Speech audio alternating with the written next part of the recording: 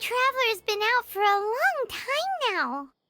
Yes, you can relax. Believe me, Master is extremely knowledgeable.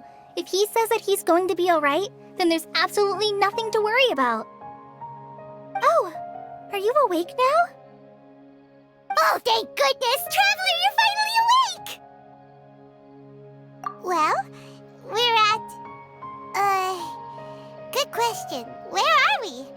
Paimon was in such a panic when you passed out that she even forgot to ask what place this is. This is Gandharvaville. It was originally built by scholars from Sumeru as a place to rest in the rainforest. Now it's mainly used by the forest rangers as a base of operations. My name is Kale. I'm a trainee forest ranger.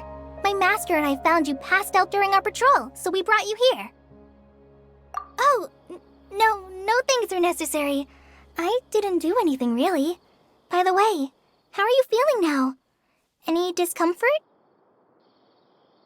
Oh, that's Master's herbal medicine you're tasting. He gave you some while you were unconscious. Before I forget, Master mentioned you should take more medicine once you wake up.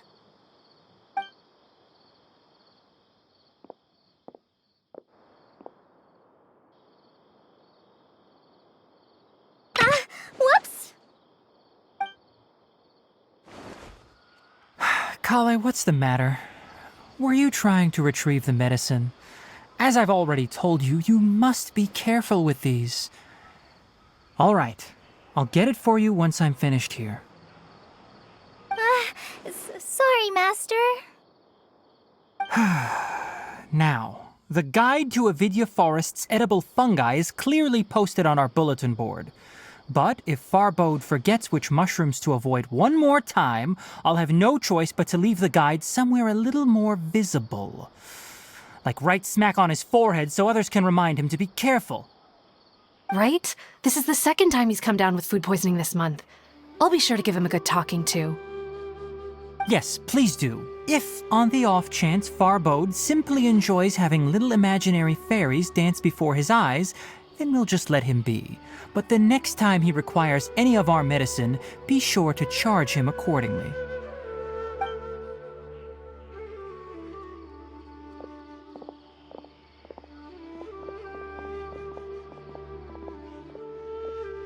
So, how are you doing? Feeling better?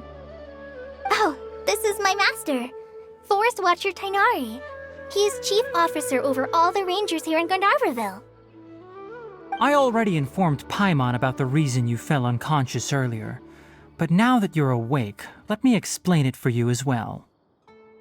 It is common practice for Sumeru scholars of certain darshans to dedicate themselves to training and meditation in isolated areas, particularly the nearby forests. While meditating, they use a certain incense known as Spirit Borneol to help calm their minds as they enter a state of deep rumination.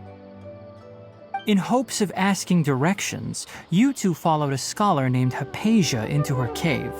The incense you smelled inside was the Spirit Borneol I just mentioned.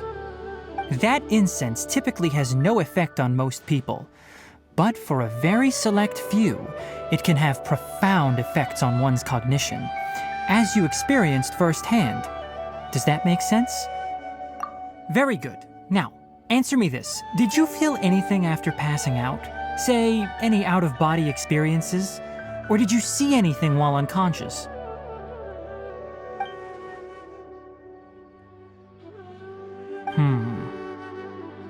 Kale, let the others know to stop bringing their patrol logs here for now.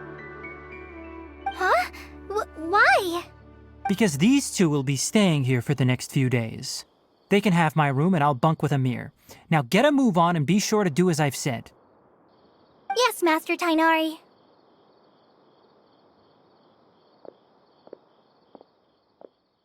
Wait, hold on a second. Can you tell us what's going on? Sure, let me fill you in. I originally planned to send you on your way once you finished your medicine. However, it appears now that you should stay a while longer in Gandharvaville for further observation while you recuperate. Further observation? No need to be hasty. As long as you have the capacity to judge between right and wrong, I promise that you'll understand the gravity of the situation once I explain everything to you. Based on what you saw after smelling the incense and losing consciousness, we can conclude that you experienced a powerful hallucination, which suggests your mental state is not in the best of shape. If you're skeptical, have a whiff of this. Whoa, are you okay? You're experiencing a similar sensation as when you passed out, aren't you? So even though your condition is stable as of now, if I were to haphazardly let you leave, it's highly likely that you'd suddenly pass out again somewhere else. The rainforest is home to many fierce animals and hazardous areas.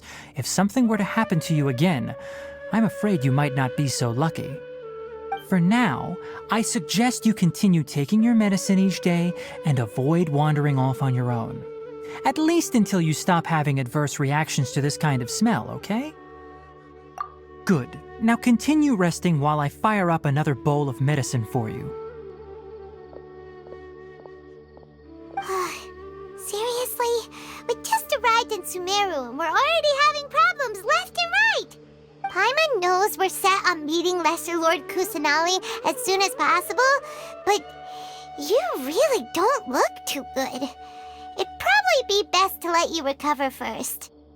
Hey! Are you even listening to Paimon? Paimon's over here worrying about you, you know. What's weird? You mean how you're feeling now? You mean the vision of tree roots and red skies you saw?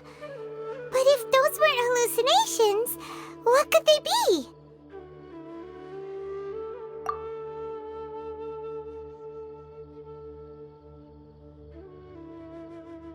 Well, considering how unique you are, Paimon trusts your judgment here. But why didn't you say anything about it to Tainari? If he misjudged your condition, then there's a chance you could get worse, right? Huh? You mean that Tainari already knows that what you saw weren't hallucinations? But if that's the case, why would he try to hide that from us? Oh, Paimon gets it now. That explains why you were so quiet earlier. Well, that settles it then. We'll stay here to rest up and figure out what's going on with your hallucinations. But it seems like asking Tainari might not be an option anymore. What do you think we should do? Good idea. Kale's pretty friendly. We can ask her tomorrow about what she knows regarding the Dendro Archon and customs in Sumeru.